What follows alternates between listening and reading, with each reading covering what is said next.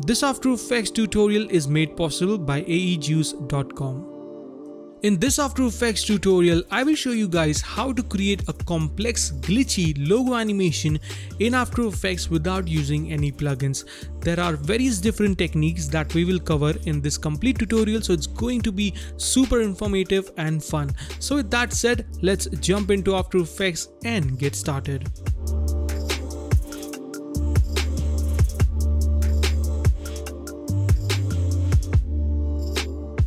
Hey guys, make sure to check out I Want It All bundle from AEJuice, which contains over 5,000 animated elements, transition, presets and titles for your projects. It comes with a handy pack manager plugin, and this is one of those investments that will last you for a lifetime. Oh, and they also have a free starter pack. It has over 100 animations that you can try it out for free. For more information, check out the link in the description below. Alright guys, here we are in After Effects. Let's start by creating a new composition. Call this element. For the width and height, I'm gonna set this to 1920 by 1920, 30 fps and 10 seconds long. Hit OK.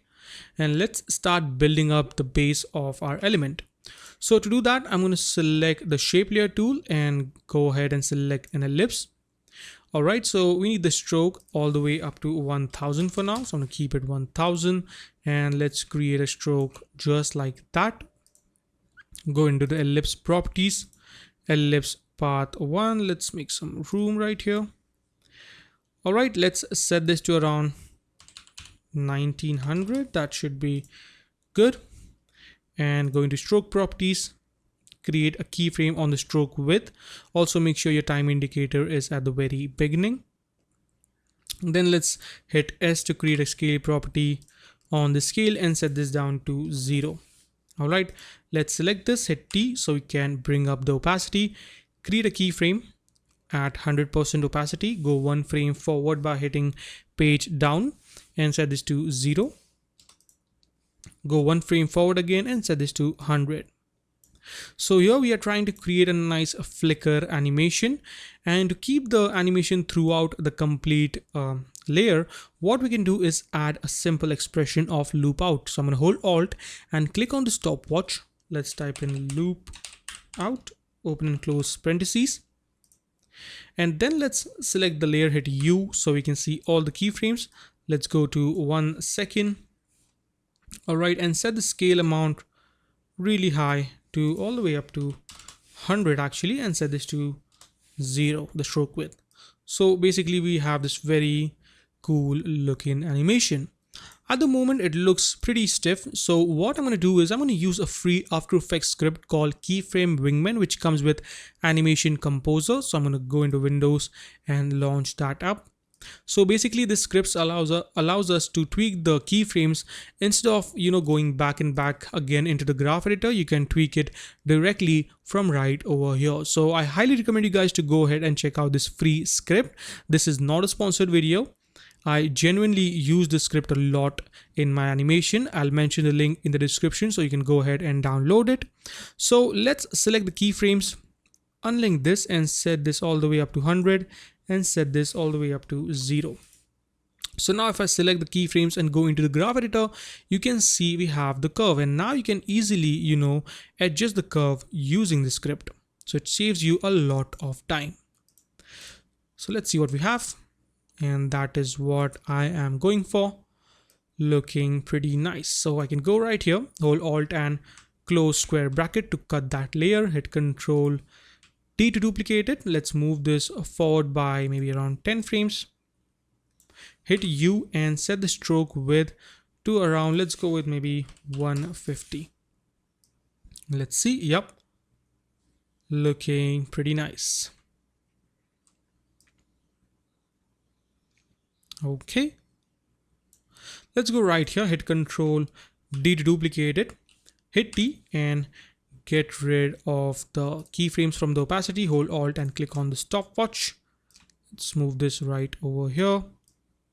So we have this very simple animation, but I want to remove the scale animation as well. So I can hit S and remove the animation. Let's set this to 100.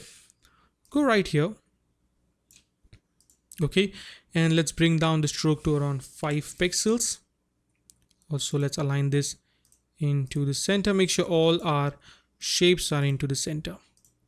So you can do that by the align tab, which you can find under Windows, align.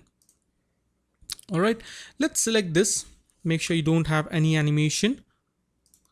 Let's select this, hit U 2 times to reveal the size property. Let's create a keyframe. Go right over here and let's bring that down just like so. So I think around 1500 should be good. So we have this very simple animation. Let's select this, hit Control D to duplicate it, hit U, go right over here, and let's pull this out just like that. And then select the keyframes and let's click on this icon. So it's going to apply the same curve on this keyframes as well. So let's see what we have so far. Yep, so that is looking actually pretty good. Pretty nice. Then I can select this base layer. We can also change this to red so we know that this is our base layer. Select this, hit Control D. Let's go to around maybe 20 frames and move this one right over here. Hit S. Oh, we already have an animation on the scale, so I'm going to hit U 2 times and bring down the size actually. So let's bring that down. Something like that. Okay, let's increase the layer, the length of the layer basically. So we have something like this. And right over maybe around, let's move this to 3 seconds. All right, let's go to 20 frames. Okay, and select T. We can actually just select this layer, create a keyframe on the opacity, go 1 frame forward by hitting page down and set this to 0, go 1 frame forward, set this to 100, go 1 frame forward, set this to 0, and then I can just copy paste this. So I'll move this right over here, Control C, Control V, right over here, and Control V. So we have a flicker animation and then it goes. So that's looking pretty nice. Let's go at around somewhere on there. Let's copy this keyframes, hit Control C and paste it on this layer as well, Control V. So now we have something like this, a nice fade out. Pretty cool. So far so good. Now you can go ahead and add more and more elements to make the complete animation look more complex. So let's do this one more time. So what I can do is select this, hit Control D to duplicate it, pull this on the top. I'll move this right over here. And then what I can actually do is, this is looking pretty nice, but I don't want the flicker effect, so I can hit T and hold Alt and click on the stopwatch so we don't get any kind of a flicker effect. Also get rid of the keyframes as well. So we have something like that. Let's hit U, go right over here, and let's increase the size, the ellipse size, to all the way up, just like that. Okay, maybe I move this a bit more forward in time to around 2 seconds and 15 frames, or maybe 2 seconds and 20 frames looks good, so that this flickers and then this pop-up arrives. And finally I'm going to hit Control D again, hit U. Let's move this right over somewhere around there, and then let's get rid of the stroke width. So I'm going to set the stroke width, let's go at around, I think 50 should be good. And let's get rid of the scale, let's set this to 100. All right, and also I'm going to bring that down a bit. Let's go to 30, should be good. And let's select the layer, hit U 2 times, bring down the size that we have, something like that. And let's create a keyframe, go all the way up and set this to 0 actually. Select the keyframes and click on this icon to apply the same animation. So we have this really cool stuff, but this time I'm going to add the flicker effect on this. I think we can also use a stroke animation for the stroke width. So I'll increase the width around 100, create a keyframe, go right here and set this to 20.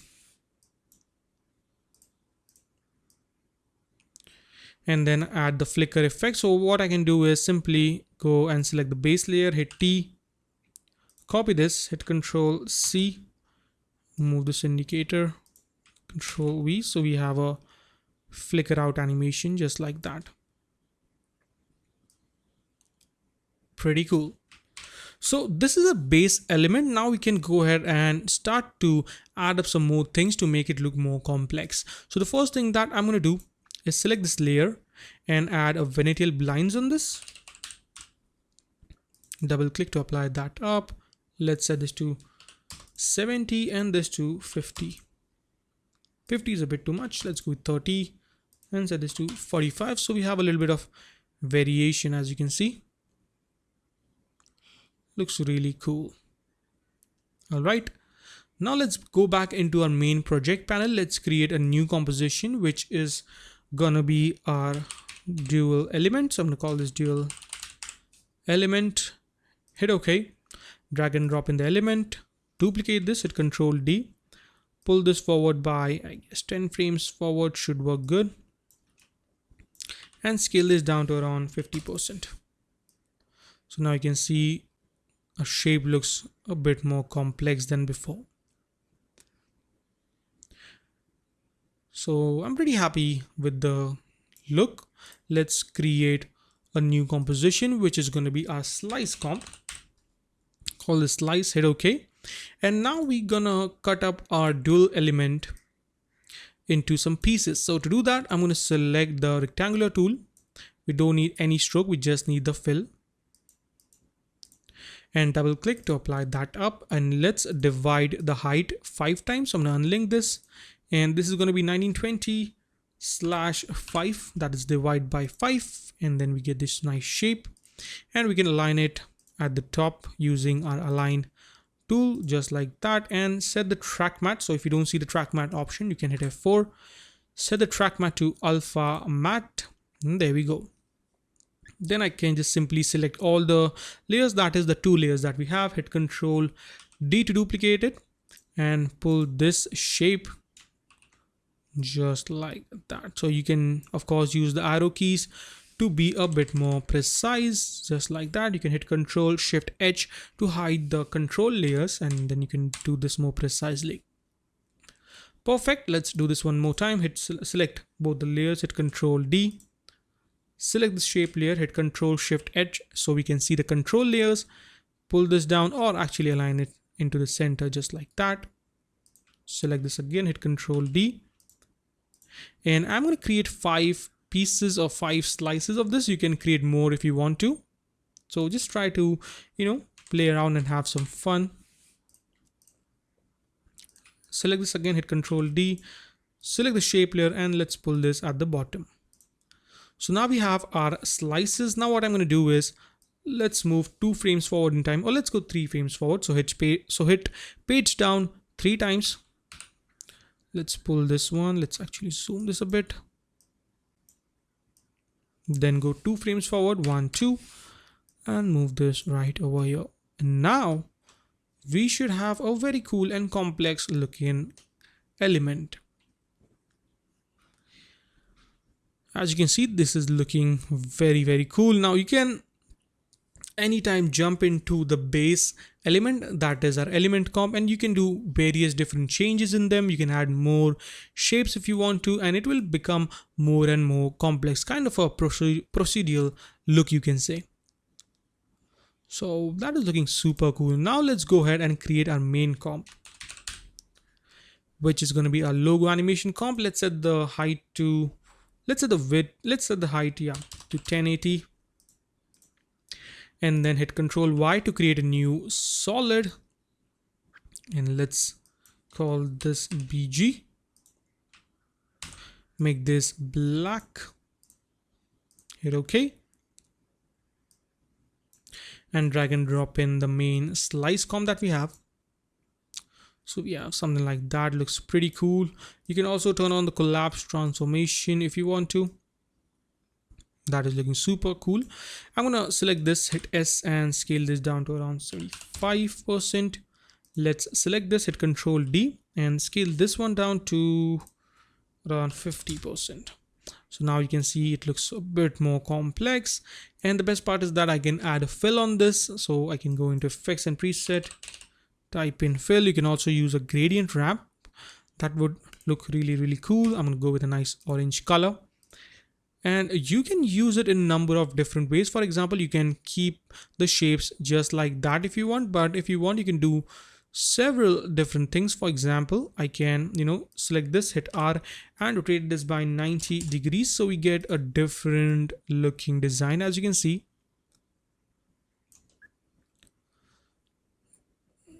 super cool.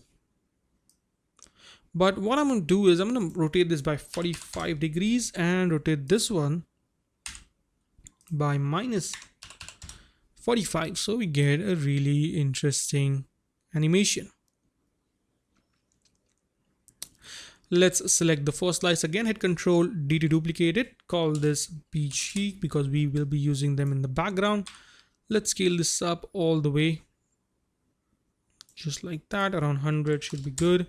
And also go into effects and preset and type in fast blur, fast box blur, repeat edge pixels and set this to around 10, and then bring down the opacity to 10%.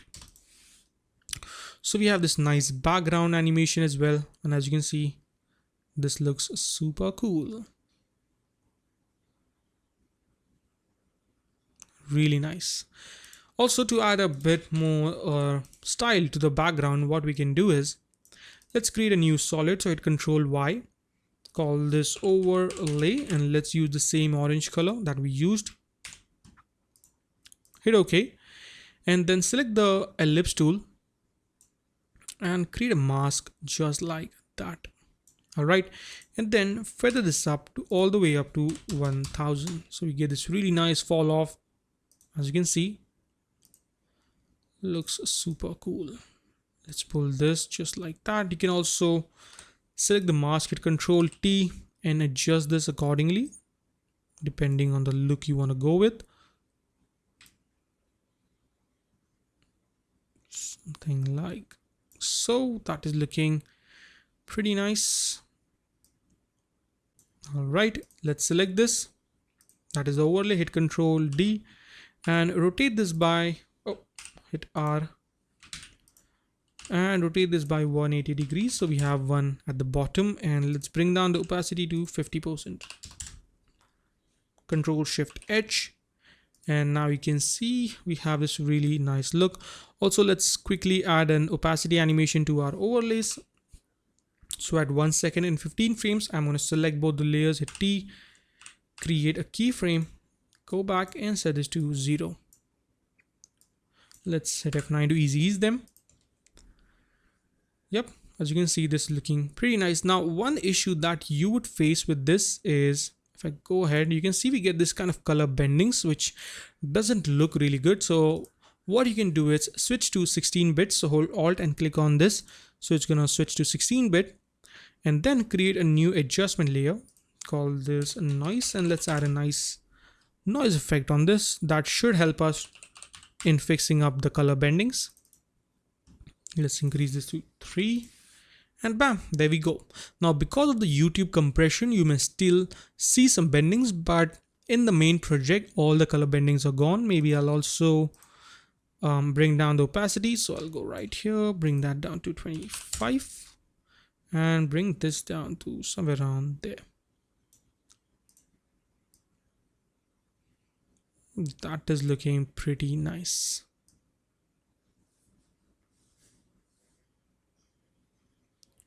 Now, one more thing that I can do is add a grid or a dotted grid into our background.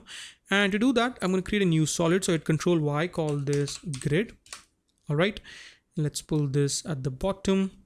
Let's go into effects and preset and type in CC ball action. That is what I'm going to use. And let's actually bring down the ball sizes to around, let's go with something like 8 and increase the grid to around 10. So you get this really nice grid, as you can see.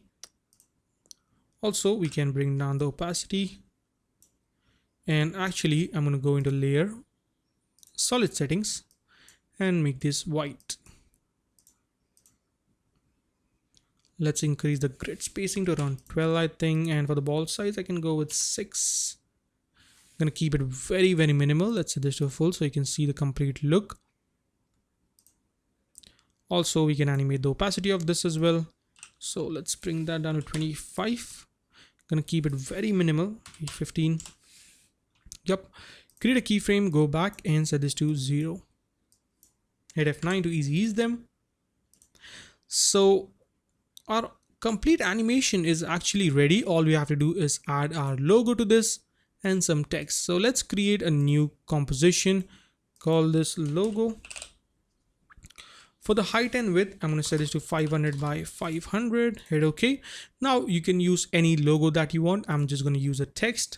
Let's assume that it's our logo. Just align this into the center, make this white. Let's bring this up. So let's say this is our logo. Let's go back into the main composition. Let's add in the logo comp. So I'll add in somewhere around at 4 seconds should be good. Hit S to bring up the scale properties, create a keyframe, go to 5 seconds and set this to somewhere around there, around 40%. Yep, that looks good. Select it and click on this icon to add the same animation. So there we have it. Maybe I'll move this a bit more forward in time. So somewhere around 3 seconds and 25 frames. Let's go ahead and add this. And I'm going to quickly add some flicker effect on this. So let's go right here, hit T. Let's set this to 0, create a keyframe, go 1 frame forward, set this to 100. Go 1 frame forward, set this to 0, go 1 frame forward, set this to 100. And then I can just copy this. So select this, hit Control C, Control V. Oh.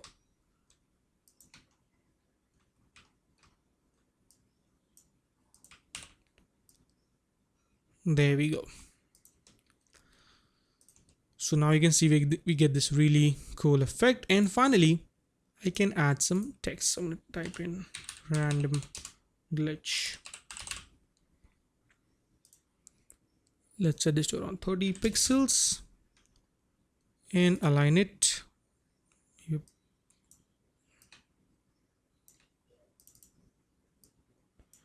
And let's go with the same orange color again.